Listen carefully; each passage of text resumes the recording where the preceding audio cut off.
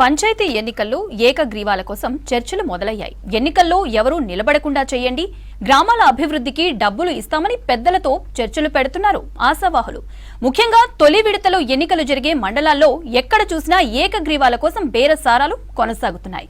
ఇప్పటికే పలు జిల్లాల్లో 1-2 గ్రామ పంచాయతీల్లో సర్పంచులను ఏకగ్రీవంగా ఎన్నుకున్నారు గ్రామస్తులు.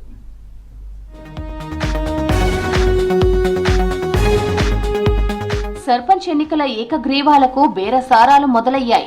ఇప్పటికే ఎలక్షన్ స్కెడ్యూల్ రావడం, మొదటి విడత ఎన్నికలకు నోటిఫికేషన్ కూడా ఇవ్వడంతో సర్పంచ్ పదవులు ఆశిస్తున్న వారు రంగంలోకి దిగారు. పోటీ వద్దంటూ ఏకగ్రీవాల కోసం బేరసారాలు మొదలుపెట్టారు. గ్రామంలో గుడి, బడి లాంటి అభివృద్ధి పనులకు పెద్ద మొత్తంలో డబ్బులిస్తామని ఆఫర్ చేస్తున్నారు. కార్పొరేషన్లు, మున్సిపాలిటీలను ఆనుకొని ఉన్న జనరల్ పంచాయతీల్లో సర్పంచ్ పదవులకు మస్తు డిమాండ్ ఉంది. ఆయా చోట్ల 50 లక్షల నుంచి కోటి వరకు పెట్టేందుకు ఆశావహులు ముందుకు వస్తున్నారు. మరోవైపు ఏకగ్రీవ పంచాయతీలకు నియోజకవర్గ అభివృద్ధి నిధుల్లో నుంచి 10 లక్షల నుంచి 15 లక్షల వరకు ఇస్తామని ప్రజాప్రతినిధులు కూడా ప్రకటిస్తున్నారు.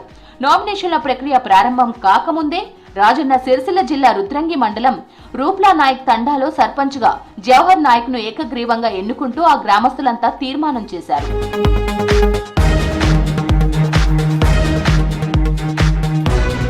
మొదటి విడత ఎలక్షన్లు జరిగే మండలాల్లో ఏకగ్రీవాలపై అభ్యర్థులతో పాటు పార్టీలు కూడా దృష్టి పెట్టాయి.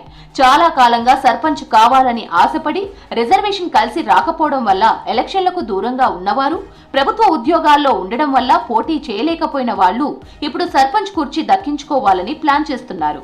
తమను ఏకగ్రీవంగా గెలిపిస్తే గ్రామాభివృద్ధికి సొంత నిధులు ఖర్చు చేస్తామని ఊళ్ళోని పెద్ద మనుషుల ముందు ప్రపోజల్స్ పెడుతున్నారు.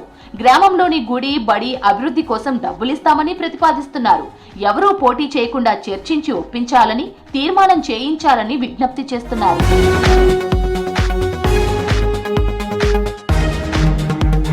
గ్రామీణాభివృద్ధికి ఎక్కువ నిధులు ఎవరు ఇస్తే వారినే సర్పంచ్ గా అంగీకరిస్తామని కొన్ని చోట్ల గ్రామ పెద్దలు తేల్చి చెప్తున్నారు. నామినేషన్ల ఉపసంహరణ ముగిసే వరకు ఏకగ్రీవాల కోసం ఈ బేరసారాలు జరిగే అవకాశం ఉంది.